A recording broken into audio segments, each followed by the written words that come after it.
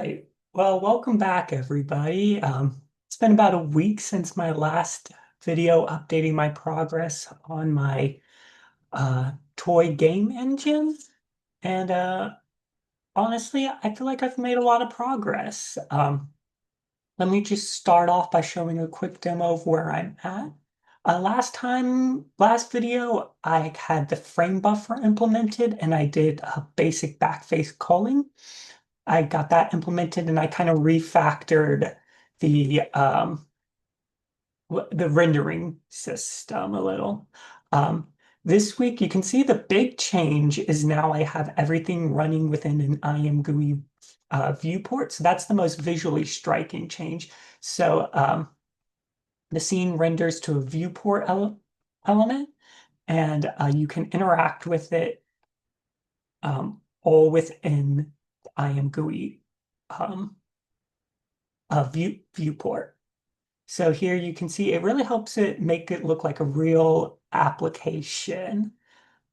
So another big change is I implemented this orbital camera. So before I only had the fly camera, and that just allowed you to fly around the scene. This one gives you a lot more interaction and it has the same sort of functionality that you would expect using other 3D applications like Blender or Maya. It implements a technique called arcball, and I'll get into the details of how that works. Um, now. So, seeing how everything is currently, let me tell you about some of the updates that I'm going to talk about. So I created a new abstracted vertex and index buffer class. I changed the eventing system and the camera system. So let's start off by talking about the new index buffer and Vertex buffer classes. So it kind of helps automate creating and managing the layout of those buffers. So now I introduced concept of buffer elements, which I took from the Chono's game engine series. So where every element, every piece of data that goes into a vertex buffer is going to be assigned an element. And then you can declare the layout of your buffer by, creating a list of buffer elements. And so that's going to determine what the layout of your vertex buffer is, whether you have three float values representing the vertex position with three values next to it representing the normal, and then two for the texture coordinates. You can now specify that by setting up the buffer layout beforehand. So I believe you can kind of see an example of this going on when I build the quad. So here you can see I create a vertex array, and then I create a vertex buffer that gets the vertex data from the primitive struct that I created for quads, and then assigns a layout to it, and then adds that buffer to the vertex array. And then anytime you want to render that quad, you just call the vertex array and you say render index elements. So that was really helpful in kind of setting up structure and abstracting away the vertex buffer and the index buffer. Of course, I've implemented an OpenGL version of both the index buffer and the vertex buffer, which just kind of makes the appropriate calls to OpenGL to set all those things up on the GPU. All right, moving on, the next kind of important thing I worked on was I kind of refactored the event system. So I created an event dispatcher. I don't know if you remember before, but I was just doing dynamic cast. I was doing a dynamic cast of events to check that if it was a certain child event, like an event window resize, and that's how I was kind of dispatching to different how I was dispatching to different handler functions. So that wasn't really the cleanest way, so I kind of abstracted it away using these templates. I also got this idea from the Game Engine series. So here I have this event dispatcher class that has one method on it called dispatch that takes a function. So here, over here in application, you can see that function, you can call like application on close, and then and then it takes as it passes as a template an event type. So what's going to happen is it's going to try and cast the event that you pass in when you construct the dispatcher. It's going to try and cast it to the event that you declared in the template. If it can do that, then it's going to run the function that you give it. So on this case, it would be application on close. Uh, so for example, if we run through this application on event, we create the dispatcher instance by passing in the event that we want to try and dispatch, and then we declare uh, these event dispatcher functions with the templated with the event type that that dispatch function should handle. So in this case, on close, application on close function should handle event application close events. It's kind of a tongue twister. So you have to bind them using this bind function I made, or lambda function, and that just binds it to the specific instance of your class. So in that back here in application, I would bind it to the current instance of application. All right. So to get the orbital camera working, I had to completely rework my camera class. So before, I just had a single camera class that you could either declare to be a perspective camera or an orthographic camera.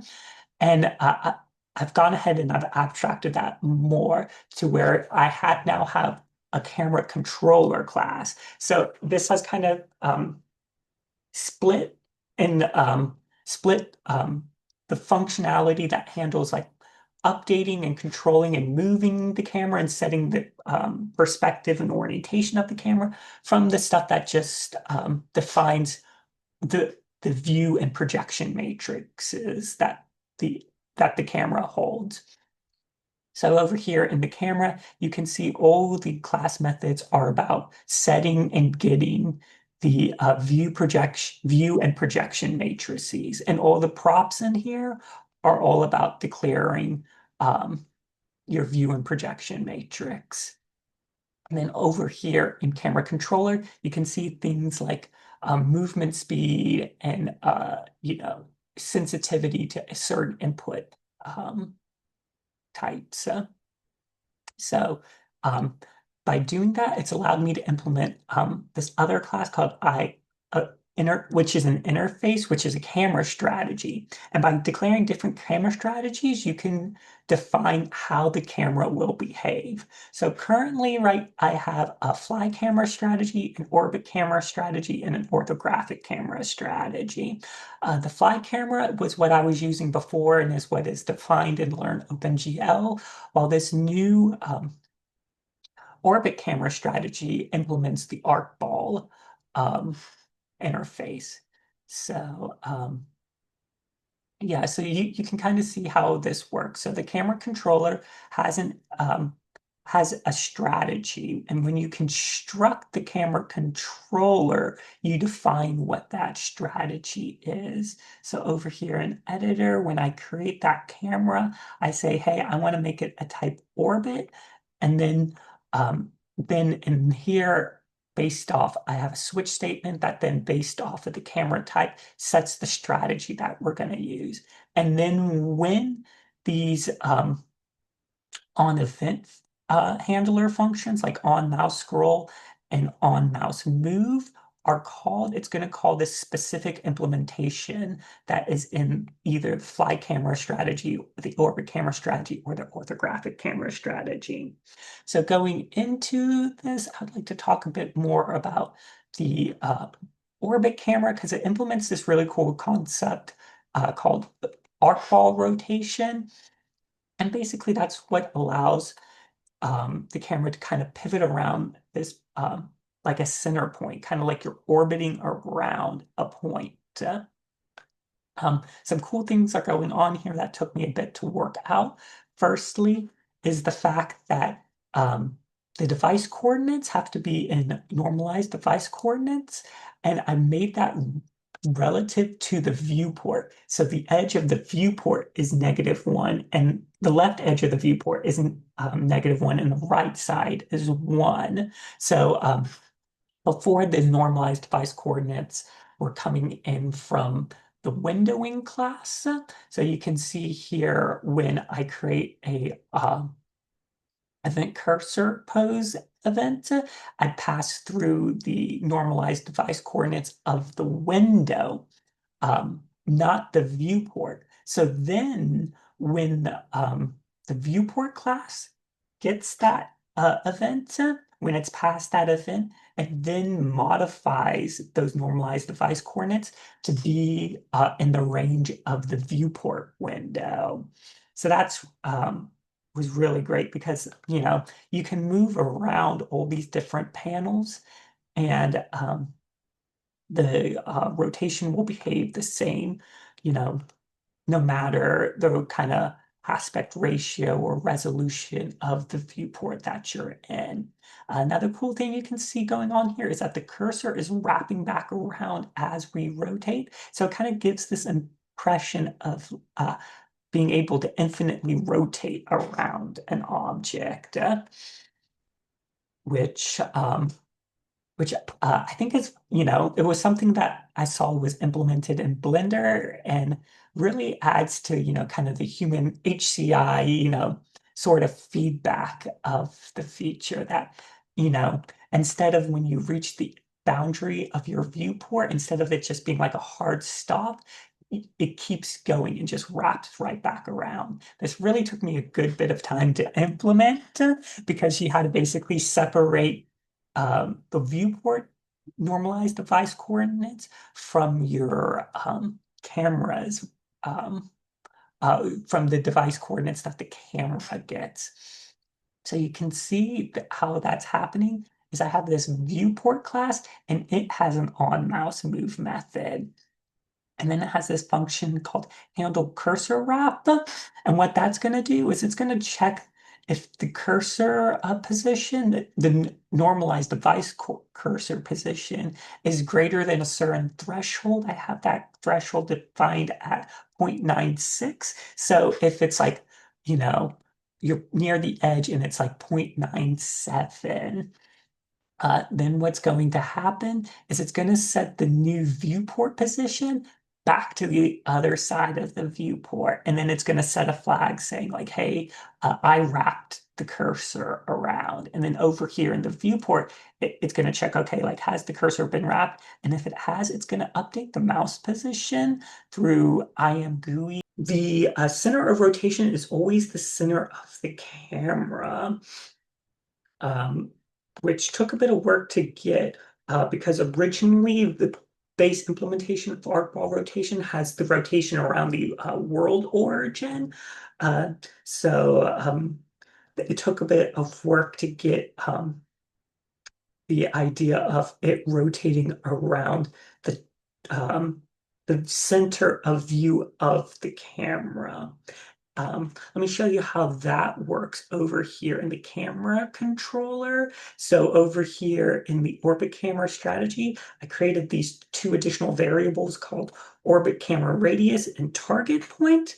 And basically what happens is when you have any sort of pan or zoom. So you can zoom by holding control and middle mouse button, and you can pan by holding shift and middle mouse button.